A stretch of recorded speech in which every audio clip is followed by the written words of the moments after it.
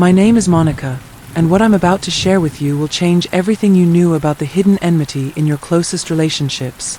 I've dedicated my life as a psychiatric nurse specializing in trauma therapy, delving deep into the mysteries of the human heart, but on February 3, 2024, I died for 9 minutes and 42 seconds. During that time, Jesus showed me 13 signs that someone close to you secretly hates you. If you've ever questioned the true nature of the relationships in your life, this is your wake-up call. But before we start, please let me know where you're listening from. It will be nice to feel closer, even if we're physically apart. Also, don't forget to like, comment, and share what you thought about this near-death experience testimony. Let's have a fair and open discussion so we can learn from each other on this channel. Enjoy listening. It wasn't a car accident or a dramatic incident that killed me. It was something as simple as a bee sting during my morning garden meditation. I'd been stung before without issues, but this time was different. Within minutes, my body went into severe anaphylactic shock. As a medical professional, I recognized the symptoms immediately, but my EpiPen malfunctioned.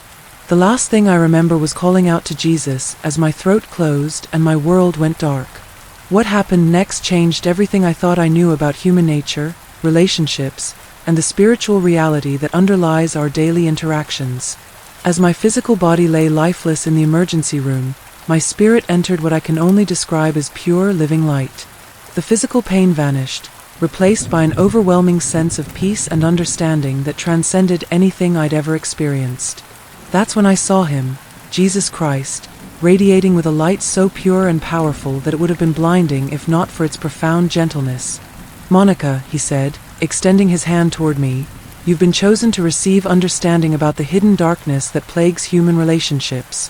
Your professional knowledge of the human mind has prepared you for this revelation, but what I'm about to show you goes deeper than psychology. It touches the very soul of human interaction." As he spoke these words, I began to see what looked like living scenes playing out around us, each one revealing the subtle ways that hidden hatred manifests in human relationships. Jesus explained that while modern psychology glimpses these truths, the spiritual reality goes even deeper. What you called the shadow, Jesus explained, is but a scientific observation of a spiritual truth, that darkness hides itself in the human heart, affecting every relationship it touches. I will show you 13 signs that reveal this hidden darkness, not to condemn, but to bring understanding and healing. The first vision Jesus showed me was of a dinner party, where I saw people laughing and socializing. But with my newly awakened spiritual senses, I could see the darker currents flowing beneath the surface conversations.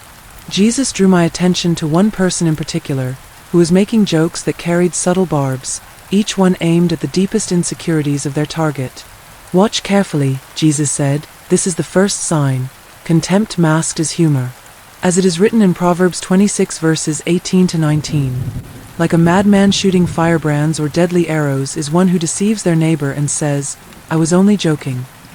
He showed me how this person's words, though wrapped in laughter, carried spiritual arrows that wounded their target's soul. I saw the subtle flinch in the target's spirit each time a joke landed, even as they forced themselves to laugh along. This sign manifests when someone repeatedly uses humor to belittle what others hold sacred, Jesus explained. They hide their contempt behind jokes, but the spirit of their words reveals the darkness in their heart. Notice how they often target the same person repeatedly, focusing on areas where they know their target is vulnerable.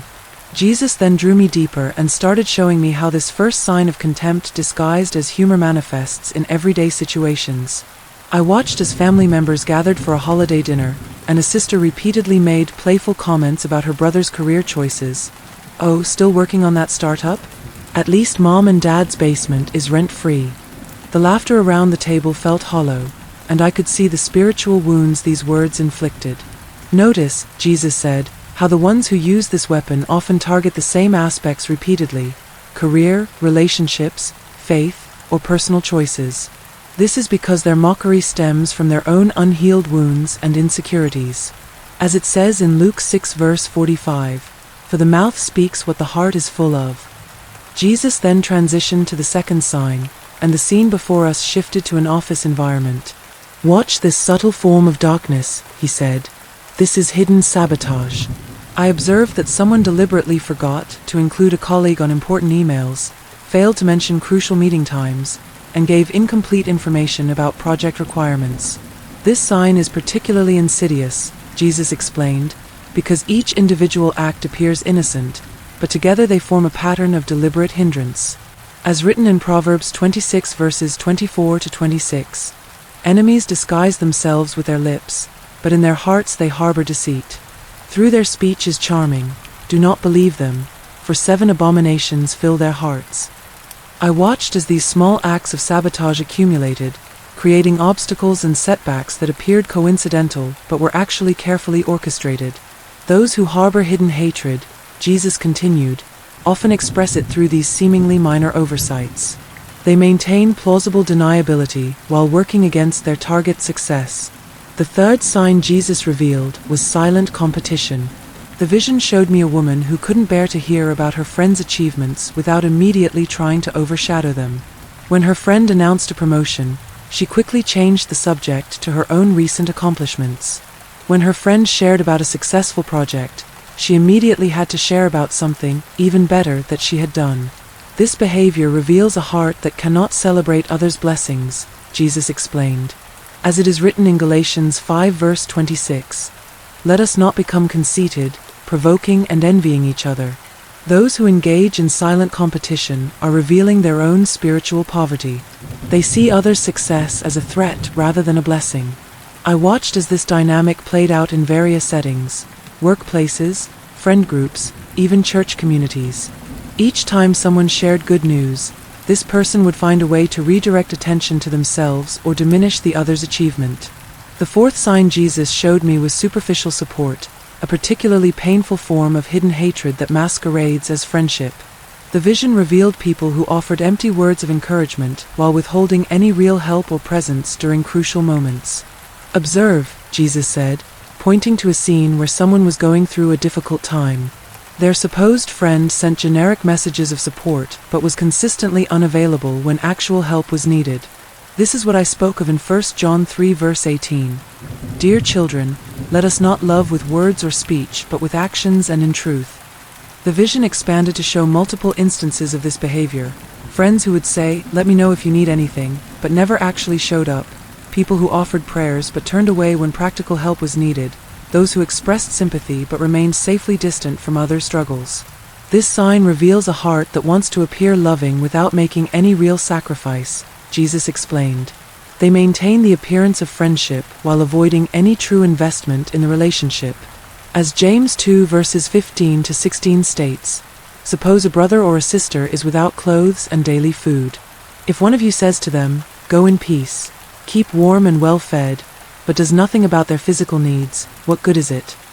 The fifth sign Jesus revealed was particularly subtle: control disguised as caring.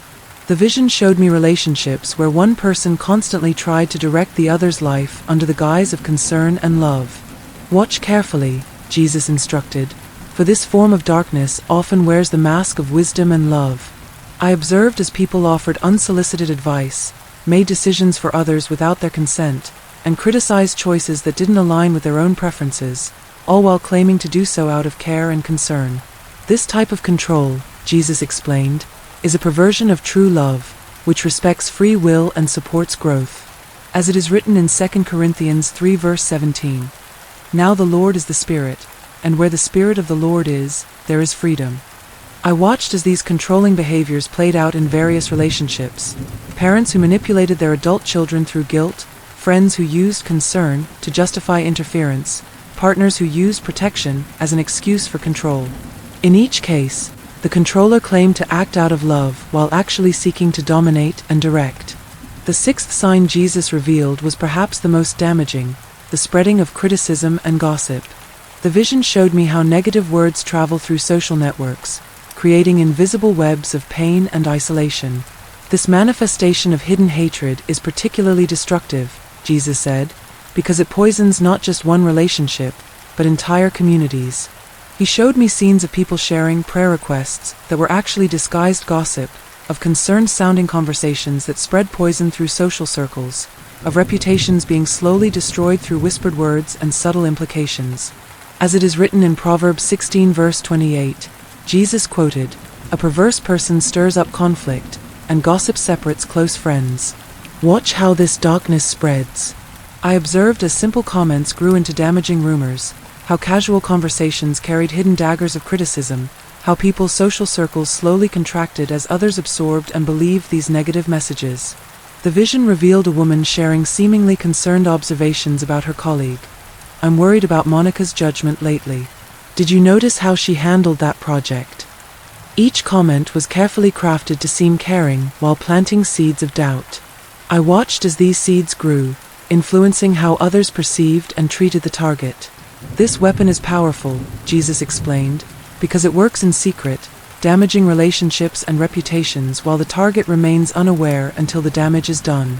As Psalm 41 verse 7 states, "All my enemies whisper together against me, they imagine the worst for me." Jesus then showed me the seventh sign, the inability to genuinely celebrate others' successes. The vision revealed people whose smiles became strained at others' good news, whose congratulations rang hollow, whose eyes betrayed their inner pain at others' achievements. "This sign reveals a heart trapped in comparison and competition," Jesus said. "Remember Romans 12 verse 15. Rejoice with those who rejoice, mourn with those who mourn." Those who cannot fulfill this command reveal the darkness within their hearts. I watched scenes of people receiving good news, promotions, engagements, pregnancies, achievements, and saw how certain individuals in their lives responded with tight smiles and quick subject changes. Their words said congratulations, while their spirits screamed, "Why not me?" Notice, Jesus pointed out, how they often follow congratulations with questions or comments that subtly diminish the achievement. "Oh, you got the promotion? I guess they must really need people right now." Or, "Engaged already? Well, I hope you know what you're doing." The eighth sign Jesus revealed focused on body language and involuntary physical responses. "The body cannot lie," Jesus explained, "even when the mouth does." As it is written in Proverbs 26 verses 24 to 25, "Whoever hates disguises himself with his lips and harbors deceit in his heart. When he speaks graciously, believe him not." The vision showed me how to read these physical signs: the slight stiffening when someone enters a room, the micro-expressions of disgust quickly hidden behind smiles, the subtle pulling away during interactions, the crossed arms and turned bodies during conversations that seemed friendly on the surface. "I am showing you these signs," Jesus said, "so you can see beyond the surface to the truth beneath." Watch how their hands clench slightly when giving congratulations, how their smiles don't reach their eyes, how they physically position themselves to exclude certain people from groups while maintaining plausible deniability. The ninth sign was about energy manipulation, what Jesus called spiritual vampirism. The vision showed me how certain people deliberately drain others' energy through constant negativity, demands for attention, and emotional manipulation. "This form of hatred disguises itself as needed," Jesus explained. As it says in Proverbs 29 verse 5, "Whoever flatters his neighbor is spreading a net for his feet." Watch how they use exhausting emotional demands to weaken and control others. I observed people who always had a crisis that needed attention, who turned every conversation into a marathon therapy session about their problems, who demanded emotional labor while offering none in return. The vision showed me how these interactions left their targets physically and spiritually drained.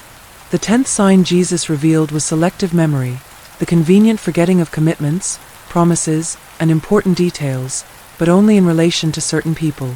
"This sign reveals a heart that assigns different values to different people," Jesus explained. "They remember what matters to those they truly care about, while forgetting what matters to those they secretly resent."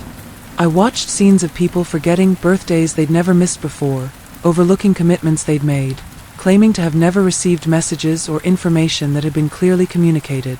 "Notice," Jesus said, "how their memory works perfectly for things that benefit them or matter to people they value." The 11th sign was what Jesus called the poison of passive aggression. The vision showed me people using compliance as a weapon, deliberately doing tasks poorly while maintaining innocence, using silence and withdrawal to punish others while claiming no wrong.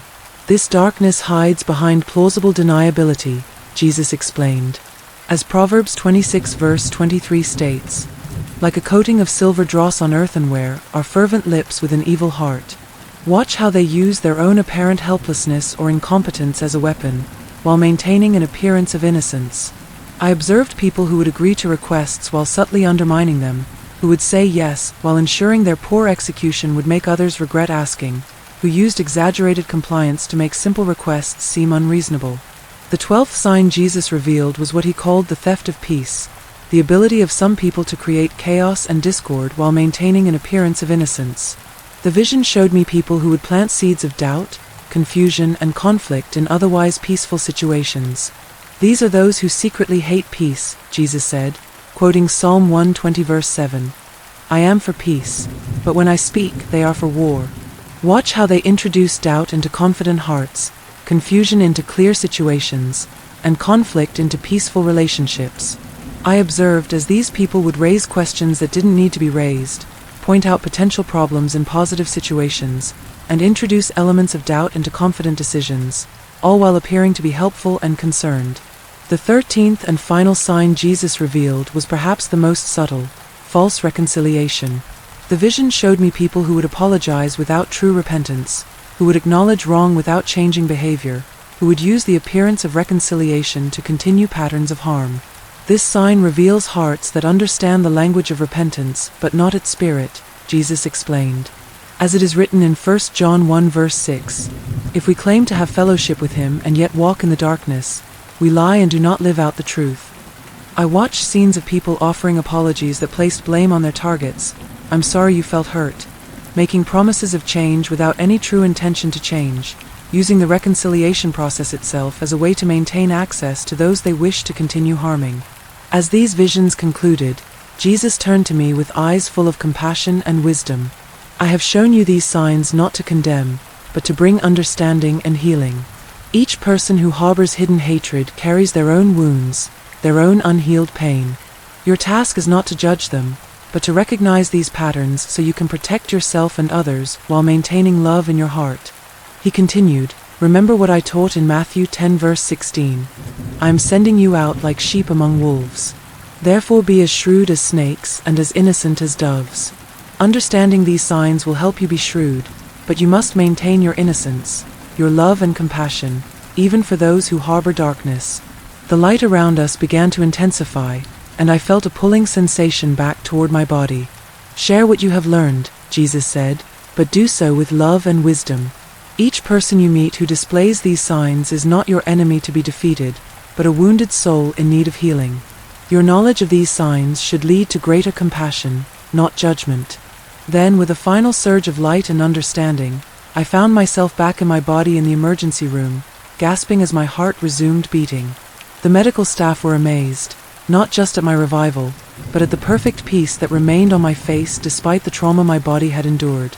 Since that day, I've carefully documented everything Jesus showed me during those 9 minutes and 42 seconds. I've observed these signs playing out in countless relationships, and I've seen how understanding them has helped people recognize and heal toxic relationships in their lives. But more importantly, I've seen how this understanding, when approached with compassion rather than judgment, can lead to genuine healing, not just for the targets of hidden hatred, but for those who harbor it as well. Jesus showed me these signs not so we could condemn others, but so we could better understand the complex dynamics of human relationships and approach them with greater wisdom and love. As I share this testimony, I'm reminded of Jesus' final words to me: knowledge brings light, light brings understanding, understanding brings compassion, and compassion brings healing. These signs aren't weapons to be used against others, but tools for understanding the human heart in all its complexity. To those watching this who recognize these signs in their relationships, approach this knowledge with wisdom and compassion. Remember that those who harbor hidden hatred are often carrying deep wounds of their own. Your recognition of these signs should lead you not to judgment, but to greater understanding and more effective boundaries, all while maintaining love in your heart. The truth Jesus revealed to me goes beyond simply identifying negative behavior. It's about understanding the human heart in all its complexity, recognizing our shared struggles, and choosing love even in the face of hidden hatred. That's the real miracle, not that I came back from death, but that through death, I learned how to truly live and love.